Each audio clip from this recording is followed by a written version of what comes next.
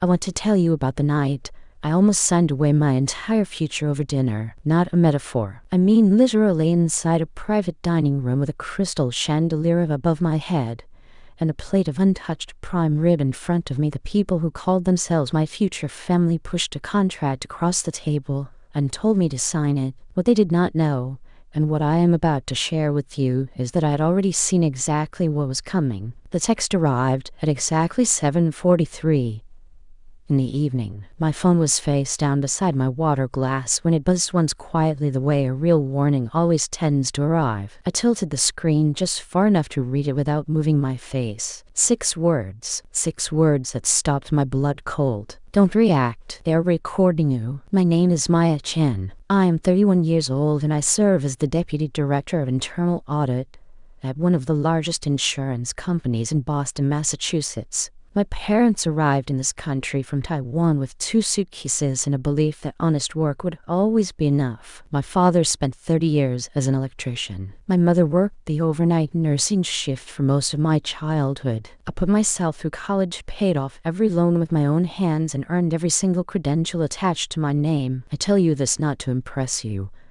but because it is the exact reason this family had invited me to that table in the first place. The man sitting beside me was Ethan Whitmore, 34 years old, heir to 4 generations of Connecticut real estate wealth. He was charming and well-spoken and careful, and for 3 years I had believed with my entire heart that he loved me for who I truly was. Have you ever walked into a room and felt the walls pressing in, not because of the room itself, but because of the people inside it smiling at you? The Harrington Country Club sat just outside Greenwich, Connecticut, and on that cold November evening it wore the kind of polished elegance that old money so often confuses with virtue. The first snow of the season had settled quietly across the manicured lawn outside the floor-to-ceiling windows. Inside, a Waterford crystal chandelier poured warm gold light across the mahogany dining table. The air carried the deep scent of Napa Valley Cabernet and fresh-cut flowers, and the white linen tablecloth was pressed so perfectly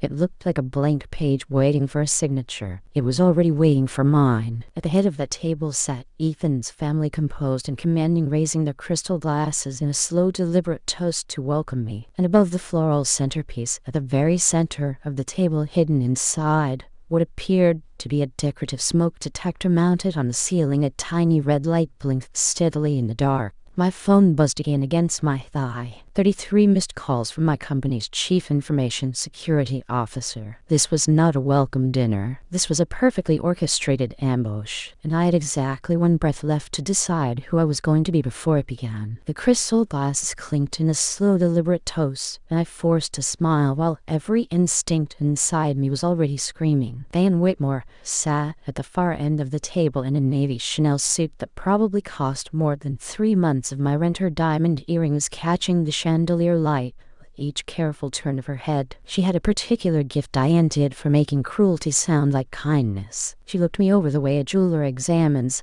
something they already know is counterfeit, and her eyes settled on my blouse with a small practiced pause. "Maya, sweetheart," she said, her voice warm and caring, just loud enough for the nearest waiter to catch every syllable. "I see you are still finding your little treasures at T.J. Maxx. There is absolutely nothing wrong with that, of course, but we really must get you a proper stylist before the wedding. We simply cannot have Ethan walking into a board dinner with someone who looks like she dressed in the parking lot." I kept my smile pressed firmly in place while the table held a beat of silence that felt designed, not accidental. Preston Whitmore, Ethan's older brother, and the manager of what he loosely called a hedge fund, leaned back in his chair and adjusted his Patek Philippe watch with the effortless ease of a man who had never once been told no. He gave me a slow, indulgent smile. "Take it easy on her, Mom. She's a spreadsheet girl. She counts other people's money for a living. You cannot really expect someone in that position to understand how real wealth is actually created." Ethan, sitting right beside me, said absolutely nothing. He swirled the last inch of his Cabernet and looked somewhere past my shoulder, as if the conversation were happening in another room entirely. I had been swallowing moments exactly like that one for 3 years. Every time he went quiet while his family talked over me, I told myself it was just friction, just the natural adjustment of two different worlds pressing against each other. I told myself he always made up for it later, and that is the thing about this kind of damage. It does not begin with a raised voice or a slammed door. It begins with sentences small enough to almost miss. You are being too sensitive. That is just how my family is. You know they love you. You always read too much into things. It begins the moment you start doubting the very instincts that were put inside you to keep you safe. And by that November evening in Greenwich, I had been quietly doubting mine for a very long time. Then Richard Whitmore reached into the leather briefcase beside his chair and placed a bound document directly onto the table, not beside my dinner plate, but directly in front of it. The leather cover was thick and dark brown, and the sound it made when it landed on that mahogany surface was the flat, certain sound of a door being closed. This family protects its assets, he said in the low-weighted register that men like Richard use when they want you to feel the full gravity of their authority without them ever having to raise it. Sign this before we move forward with any wedding arrangements. We do not do blind trust in this family. Ethan covered my hand with his. His palm was warm and slightly damp. He leaned close enough that I could smell the wine on his breath and whisper urgent and tight, just sign it. It is a formality. It keeps my dad happy and we move on. Please, Maya, you owe me this. You owe me this. I held my face perfectly still, but something inside me broke clean and quiet the way river ice gives way in early spring, not with a crash, but with a slow, irreversible shift. Those 3 words were not the language of love. They were the language of a creditor collecting on a debt. I picked up the document and turned to page 1. I spend 60 hours a week reading contracts that are specifically built to hide what they actually say. I moved past the standard premarital clauses, past the asset division language, past the non-disclosure sections designed to feel routine enough to put most people to sleep, and I stopped at page 4. The header read, Unconditional Commercial Guarantor and Indemnity Agreement. The named entity was Whitmore Capital Solutions LLC, Preston's company. If I signed that line, I would not be joining a family. I would be personally absorbing $18 million in federal tax liability, surrendering my federal auditing license, and waiving every legal right. I had to protect my own financial future. They did not want a daughter-in-law sitting at their table. They wanted a fall guy. And in that moment, with the hidden camera blinking steadily above the centerpiece, I thought back to the evening I first met Ethan 3 years before at a Boston charity gala at the Mandarin Oriental. He had seemed so genuinely captivated by my work that night, asking question after careful question about my federal certifications, my security clearances, my credit history in a way I had completely mistaken for admiration. I thought it was rare and wonderful to be seen that clearly by someone, but sitting at that table in Greenwich with his family's trap spread open in front of me, I finally understood exactly what kind of seeing that had truly been. He had not fallen in love with me. He had fallen in love with my federal license. I closed the document, slowly setting it back onto the table with both hands, and I let my breath go just unsteady enough. There is something people like the Whitmores never fully understand about women who have spent their lives being underestimated. We know exactly how to give them what they expect to see. I let my chin drop slightly. I let my eyes fill, and then I let one single tear trace a careful line down my cheek, quiet and perfectly timed away. The first snowfall soft enough that you almost miss it. Richard leaned back in his chair, satisfied, then reached across and patted my hand with the practiced warmth of a woman who had spent decades confusing control with comfort. Ethan exhaled beside me, long and slow, like a man who had just watched a problem solve itself. They all thought they had broken me. A person with real power never needs to raise their voice. They just need 5 minutes alone. I told them I needed a moment to compose myself, that the evening had been overwhelming, and that I simply needed to step away and wash my face. Richard glanced at his watch and told me I had 5 minutes before the main course arrived. I nodded, pressed my lips together in a way that read as gratitude, and walked out of that private dining room with my heels steady and my hands completely still. The moment the heavy oak door clicked shut behind me, every trace of that performance vanished. I moved quickly down the carpeted hallway toward the ladies' room, locked the brass deadbolt behind me, and stood in the silence for exactly 3 seconds. Then I checked the ceiling, checked the vents, confirmed I was alone, and I got to work. The frosted window above the marble vanity was narrow,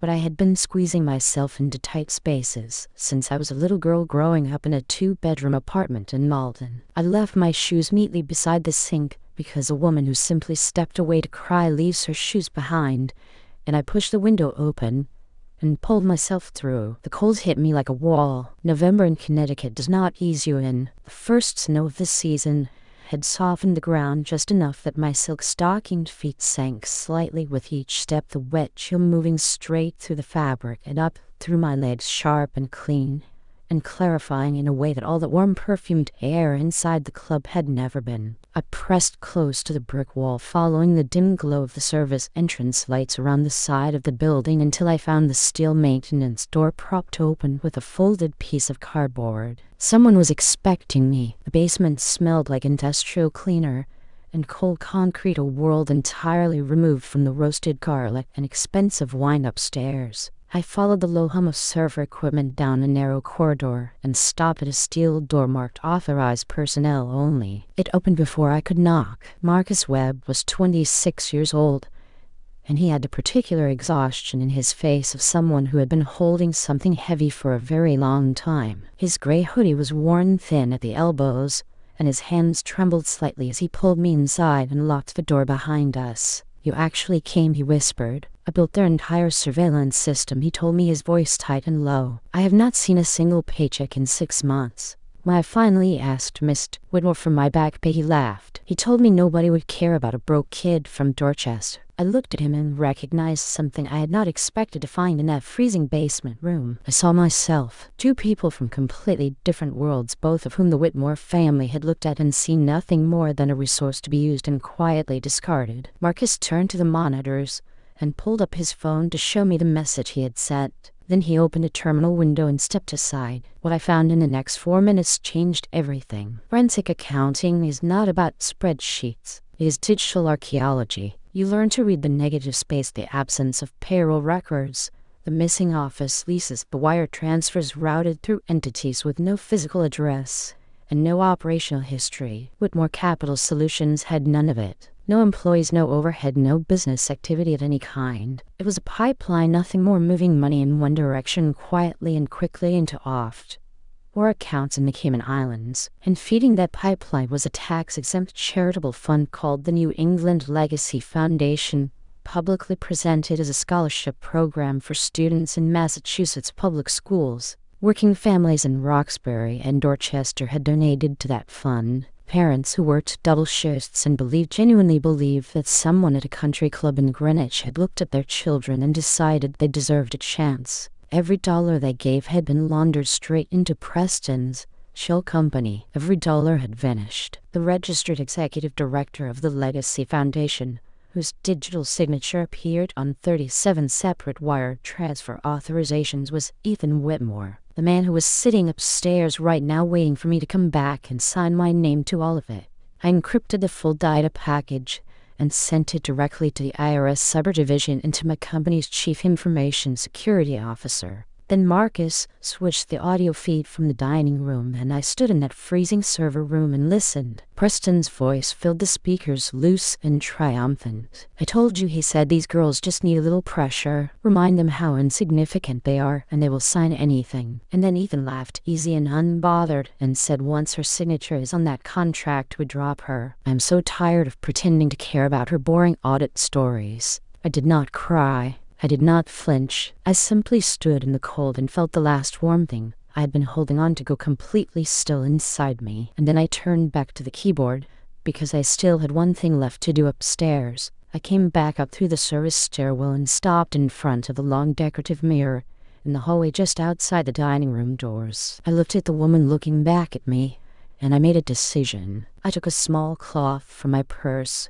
and I wiped the makeup from my face slowly and deliberately, not because I wanted to look undone, but because the version of myself that had walked into that room 3 hours earlier, soft and careful and endlessly accommodating, had just died quietly in a basement server room in Greenwich, Connecticut. The woman stepping back through those doors was someone the Whitmore family had never actually met. I reached into my purse one more time, uncapped a tube of deep red lipstick, and applied it in 2 clean strokes. Some armor does not make a sound when you put it on. I pushed open the heavy oak door and walked back inside. The table looked up at me with the comfortable relief of people who believed the hard part was over. Richard had refilled his glass, Diane had smoothed her napkin back into her lap. Ethan sat straighter. When he saw me, something loosening in his shoulders, the posture of a man who thinks the storm has passed. I sat down, folded my hands on the table, and allowed myself one small quiet moment to look at each of them in turn. Then I reached out and picked up the pen Richard had left resting on the signature page. I held it for exactly 2 seconds, and then I set it back down. Before I signed, I said, keeping my voice entirely conversational, I just have a few technical questions about the cash flow structure of Whitmore Capital Solutions. Preston's face went the color of old chalk. His hand stopped moving on the stem of his glass. "How do you know that name?" he said, and his voice had lost every trace of the easy confidence he had carried all evening. "Because it is on page 4, I replied. "The page you were hoping I would not read." What followed was not an argument. It was a dismantling. I walked them through it the way I would walk a courtroom through a fraud case, methodically, without theater, letting the facts carry the full weight of what they were. I explained that Whitmore Capital Solutions carried no payroll, no physical office, no operational expenses of any kind, and that for 18 months it had received consistent large deposits from a tax-exempt charitable fund called the New England Legacy Foundation. I paused there because that name deserved a pause. The Legacy Foundation, I said, was presented to the public as a scholarship program for students in Massachusetts public schools. Families in Roxbury and Dorchester donated to that fund. Working parents, single mothers, people who gave what they could not easily afford to give, because they believed that someone sitting at a table like this one had looked at their children and decided those children deserved a future. I let that sit in the room for a moment before I continued. Every dollar those families donated was laundered directly into Preston's shell company. Every dollar of it is now in a Cayman Islands account, and the registered executive director who authorized 37 separate wire transfers out of that foundation, whose digital signature is on every single one of them, is Ethan Whitmore. Diane's wine glass hit the table with a crack. Richard's face went a deep, dangerous purple. Ethan stared at the tablecloth as if he could disappear into it. Richard pushed himself to his feet and pointed at me, his voice dropping to the low, trembling register of a man whose authority is failing him in real time. I let him speak, and then I looked up slowly at the smoke detector above the floral centerpiece, and I said very calmly, "You wanted me on camera so badly. Well, you got it." I pulled out my phone, connected it to the 85-inch display screen mounted on the far wall, the same screen Richard used for his corporate presentations, and I pressed play. Preston's voice filled the room at full volume. "I told you these girls just need a little pressure. Remind them how insignificant they are, and they will sign anything." Then Ethan's voice relaxed and dismissive. "Once her signature is on that contract, we'd drop her. I am so tired of pretending to care about her boring audit stories." The screen went dark. 4 seconds of silence followed that were the loudest thing I had ever heard in my life. Preston moved first. He shoved back from the table and lunged toward the floor-to-ceiling window, driving his shoulders straight through the glass panel and stumbling out onto the snow-covered patio. He made it approximately 40 feet across the wet lawn before 2 FBI agents materialized from the tree line and put him face first into the frozen grass with the clean efficiency of people who had been waiting patiently in the cold for exactly that moment. Diane opened her leather handbag with shaking hands and produced a checkbook, pressing it toward me across the table. $100,000, she said, her voice barely holding. "You walk away tonight and none of this has to go any further." I looked at her with something close to genuine pity. "Your accounts were frozen at 6 o'clock this evening, Diane," I said quietly. "That check will not clear." Ethan had not moved from his chair, but as the sound of sirens rose outside, and the red and blue lights began sweeping through the windows, painting the white tablecloth in alternating color, he slid slowly from his seat and onto his knees on the floor, reaching for my arm, saying my name over and over in a voice I did not recognize. The man who had told me I owed him something was on his knees, on the hardwood floor of the finest dining room in Greenwich, and I felt nothing for him except the clean, uncomplicated clarity of someone who finally sees a thing exactly as it is. Marcus came through the service door at the back of the room and stood quietly against the wall, not to intervene, just to witness, and I was glad he was there. The FBI agents moved through the room with quiet authority. A female agent approached me and confirmed they had received the full encrypted file. "Your security officer sent us everything," she said. "You handed us a 6-month case in 4 minutes." Are you injured? In the hallway outside. I passed Ethan one last time as two agents guided him toward the exit. He looked at me with those eyes I had once trusted completely, and I reached for my left hand. I had the ring appraised the previous Tuesday at a small independent jewelry shop on Newbury Street. The appraiser had needed less than 10 seconds. It was not a diamond. It was a low-grade moissanite stone set in a thin band of gold-plated silver, and the entire piece was worth less than $300. I held it up so Ethan could see it clearly in the hallway light. Everything about you, I said, was exactly like this ring. Beautiful from a distance, worthless the moment someone looked closely. I turned my hand over and opened my fingers. The raindrops struck the hardwood floor with a hollow little sound and rolled to a stop against the baseboard. I did not watch it settle. I was already walking toward the door. It has been exactly 1 year since I walked out of that country club into the cold November night, and I want to tell you how it ended because some endings are worth hearing in full. Preston Whitmore received a 16-year federal sentence for tax, fraud, money laundering, and criminal misappropriation of charitable funds. Ethan received 9 years for conspiracy, wire fraud, and falsification of non-profit records. Richard and Diane did not go to prison, but for people who had spent their entire lives defining themselves by what they owned and where their name appeared, the sentence they received was perhaps the one that cost the most. The IRS seized every asset the family held to recover the $18 million. And the associated penalties. The Connecticut estate was auctioned in the spring. The Whitmore name was quietly removed from the Harrington Country Club membership roster, and no one there has mentioned it since. The federal court established a legitimate replacement fund using the recovered assets, and 340 students from Roxbury and Dorchester received scholarship notifications before the end of that academic year. I think about those families often. I think about the parents who gave money they could not easily spare because they believed in something, and I am glad that their belief at least was eventually honored, even if the people who collected it never deserved their trust. Marcus Webb is now the Director of Information Security at Chen Forensic and Financial Investigations. That is the name on the frosted glass door of my office, on the 14th floor of a building in downtown Boston. 6 figures, full benefits, and his mother moved into a 2-bedroom apartment in Jamaica Plain last spring with a parking space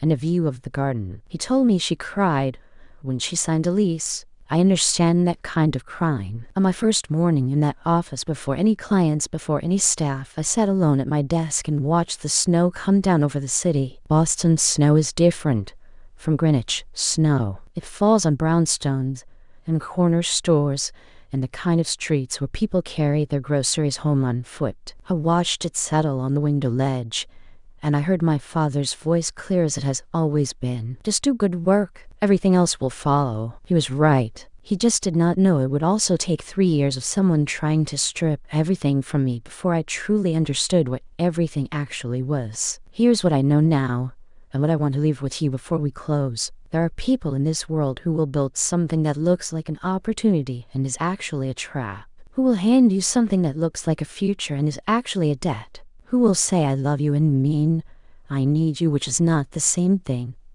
and has never been the same thing. You are not foolish for believing them. You are honest, and honest people are always the first ones that the dishonest ones come looking for, because your integrity is the very thing they cannot manufacture on their own. The best protection you will ever have is not suspicion. It is knowing your own worth so clearly, so completely, that no one can ever convince you that you are lucky simply for being allowed into the room. Have you ever had to choose between keeping the peace and keeping yourself? I would really love to hear your story in the comments below, because I know I am not the only one who has sat at a table that was never truly meant for them. If this story stayed with you, if you have ever felt unseen, or underestimated, or quietly set up to fail by people who called themselves family, please hit the like button and subscribe to True Stories, where every week we bring you the real tragedies and real comedies that shape the lives of everyday people just like you and me. Share this with someone who needs to hear it today. And remember this, because I mean it, from everything I have lived through. People who underestimate you are not your obstacles. They're the exact reason you will one day surprise everyone in that room, including yourself. Thank you so much for being here.